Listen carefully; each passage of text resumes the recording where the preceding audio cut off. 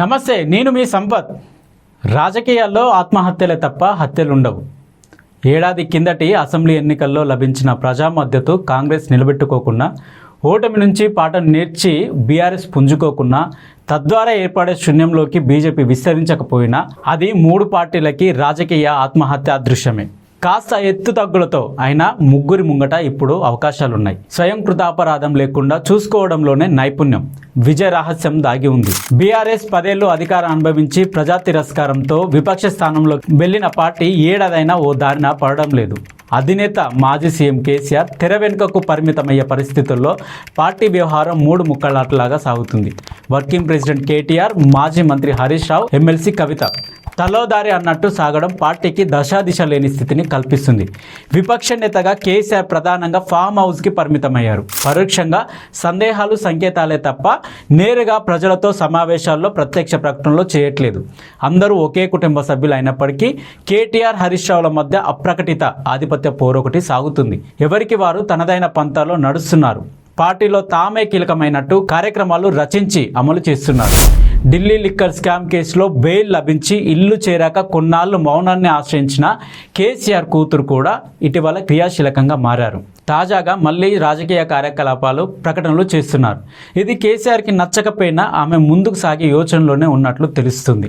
ఏడాది పూర్తి అయినప్పటికీ కాంగ్రెస్ ప్రభుత్వ పనితీరుపై ఏ పంత అనుసరిస్తున్నారు అనే సందిగ్ధత నెలకొన్న వేళ కేసీఆర్ స్పష్టమైన సంకేతాలు ఇచ్చారు. కాంగ్రెస్ తప్పుడు పాలనకు ఏడాది ముగిసింది, ఇక ఉపేక్షించేది లేదు. ప్రభుత్వ వైఫల్యాలను అన్ని వేదికలపై ఎండగట్టాలి, ప్రజల ఇబ్బందుల్ని ఎక్కడికక్కడ ఎత్తి చూపాలి అని పార్టీ ఎమ్మెల్యేలు, ఎమ్మెల్సీల సమావేశంలో కేసీఆర్ స్పష్టం చేశారు. కేసీఆర్ నాయకత్వం లేకుండా విపక్షాల పోరు రక్తి కట్టించడం కష్టమే. ప్రజాస్వామ్యానికి అందమనే కేసీఆర్ క్రియాశీలకంగా లేకపోవడానికి హేతుబద్ధ కారణం ఏది కనిపించదు. కానీ ఆయనే 1-2 మార్లు వ్యక్తం చేసినట్లు ఈ రేవంత్ రెడ్డితో నేను పోటీ పడాలా అనే భావన అవమానంగా ఉండవచ్చు.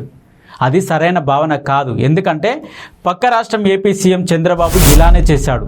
నేను జగన్తో పోటీ పడాలా, ఆయన తండ్రితోనే పోటీ రాజకీయాలు నడిపిన వాడిని అని బాబు మూగ తీసుకోవడాన్ని ప్రజలు అంగీకరించలేదు. వారసుడిగా కొడుకు లోకేష్ను ప్రకటించి పాదయాత్ర చేయించిన బాబు ప్రత్యక్షంగా నేతృత్వం చేపడితే తప్ప జనం వారి వెంట నడవలేదు.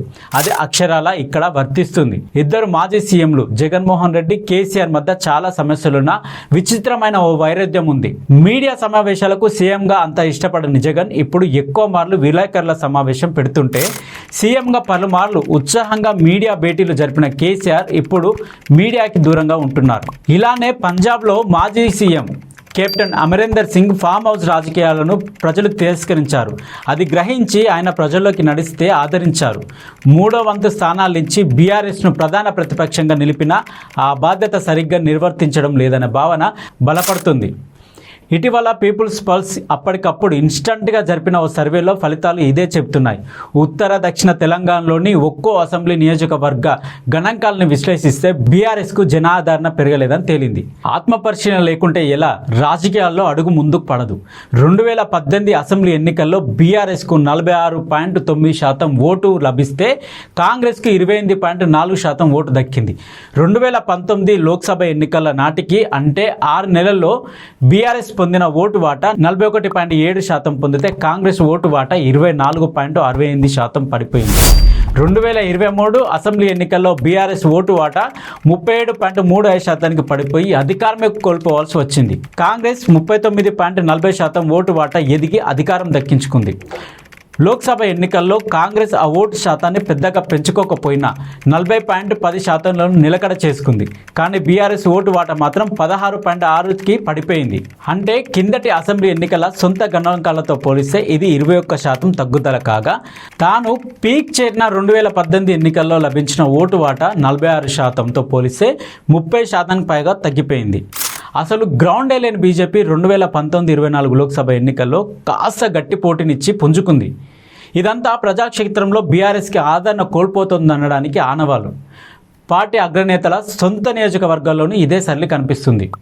2018-23 అసెంబ్లీ ఎన్నికల గణాంకాలను పోల్చినప్పుడు సిరిసిల్లలో కేటీఆర్ 23% అంటే 70% నుండి 47%కి ఓటు వాటా కోల్పోతే సిద్దిపేటలో హరీష్ రావు 20%, 78% నుండి 58% ఓటు కోల్పోయారు. ఇక కామారెడ్డిలో పోటీకి వెళ్లి ఎందుకు చేతులు కాల్చుకున్నారో తనకే తెలియని కేసీఆర్ సీఎం హోదాలో గజ్వెల్ 12% ఓటు వాటాను కోల్పోయారు. అంటే 60 నుండి 48%కి పడిపోయారు. ఈ ముగ్గురి స్థానాలు కలుపుకొని రాబోయే పట్టభద్రుల టీచర్ నియోజకవర్గాలకు ఎమ్మెల్సీ ఎలక్షన్లు ఉన్నాయి. అంటే ఆదిలాబాద్, కరీంనగర్, నిజామాబాద్, మెదక్ జిల్లాలు. ఒక రకంగా ఇదే పరిస్థితి కనుక కొనసాగితే ఇది బీఆర్ఎస్కి పరీక్ష కాలమే. మరి బీఆర్ఎస్ స్థిరపడకపోతే ఎలా? విద్యా సంస్థలకు పేర్లు పెట్టడం నుంచి తెలంగాణ తల్లి విగ్రహం అంశం వరకు సీఎం రేవంత్ రెడ్డి వ్యూహాత్మకంగా వ్యవహరిస్తున్నారు. ఒక జాతీయ పార్టీ తరఫున రాష్ట్ర సీఎం అయిండు.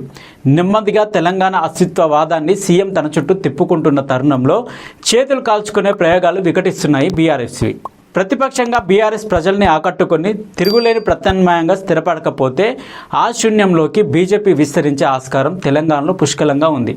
దేశంలో ఎక్కడైనా ముఖాముఖి పోటీల్లో బీజేపీ స్పష్టమైన ఆధిపత్యంతోనే కాంగ్రెస్ను అధిగమిస్తుందన్న గ్రహింపుంటేనే ఒక ప్రాంతీయ శక్తిగా బీఆర్ఎస్ తన స్థానాన్ని పటిష్టపరచుకోగలదు. జనరల్ రాకుండా వెళ్లే సేన యుద్ధం గెలిచేనా అన్నదే ప్రశ్న. ఇక్కడ 3 ముక్కలాటలాగా పార్టీ ముఖ్య నేతలు హరీష్ రావు, కేటీఆర్ మధ్య అంతర్లీనంగా సాగే ఆధిపత్య పోరు అనేది ఓ దాగని సత్యం. ఒకరు యూటీ బ్యాచ్ అంటే ఉద్యమ తెలంగాణ బ్యాచ్ వెన్నంటూ ఉంటే మరొకరికి బీటీ బంగారు తెలంగాణ బ్యాచ్ దండగా ఉంది. కవితకు ఎవరి మద్దతు ఉందో అంత స్పష్టత లేదు. పార్టీ అట్టడుగున కార్యకర్తల్లో అనుకున్నంత ఆదరణ కేటీఆర్కి లేనట్టే కేటీఆర్కి మీడియాలో ఉన్నంత వెయిటేజ్ హరీష్ రావుకు లేదన్నది సత్యం. జిల్లా స్థాయి అంతర్గత పోరు పార్టీకి ఎంత నష్టమో ఒక ఖమ్మం ఒక ఉదాహరణ. ఏ ఎన్నికల్లోనూ ఒక్కటికి మించి అసెంబ్లీ సీటు పార్టీకి దక్కని జిల్లా ఇది. ఇక రాష్ట్ర స్థాయి స్పర్ధ వల్ల ఎవరి వెనుక ఉండాలో, ఉంటే ఏం ఇబ్బందో, లేకుంటే ఏం సమస్యో మాజీ మంత్రులు, ఎమ్మెల్యేలు, ఎమ్మెల్సీలు, ఎంపీల స్థాయి నాయకుల నుంచి చిన్న కార్యకర్తల వరకు మీమాంసే. ఇది కేసీఆర్ పరిష్కారం చూపాల్సిన అంశమే. ఇప్పుడు కేసీఆర్ ఎదుర్కొంటున్నది కొడుకు మేనల్లుడి మధ్య స్పర్ధ అంటే పోటీ. జనాదరణ, పార్టీలో పట్టు, రాజకీయాల ఎత్తుగడల్లో ఆరితేరిన హరీష్ రావుకు తగిన ప్రాధాన్యత ఇవ్వక తప్పని పరిస్థితి. 2018 గెలుపు తర్వాత అలా తప్పుడు సంకేతం ఇచ్చినందుకే పార్టీ ఎంతో నష్టపోవాల్సి వచ్చింది. కేటీఆర్ చేస్తున్న డ్యామేజ్ని కేసీఆర్ పూడ్చకపోతే ఇక బీఆర్ఎస్కి గడ్డు కాలమే. ఈ తతంగం అంతా జరిగి ఫామ్ హౌస్ నుండి బయటికి వచ్చి నేను దేశ రాజకీయాన్ని వెళ్తా, చక్రం తిప్పుతా అంటే జనాలు నమ్మే పరిస్థితులు లేరు. కేసీఆర్ ముందు నువ్వు బయటికి వచ్చి ప్రజల పక్షాన నిలబడి ప్రతిపక్ష నాయకుడు హోదాని కాపాడుకో. ఇదే తెలంగాణ కావాల్సింది.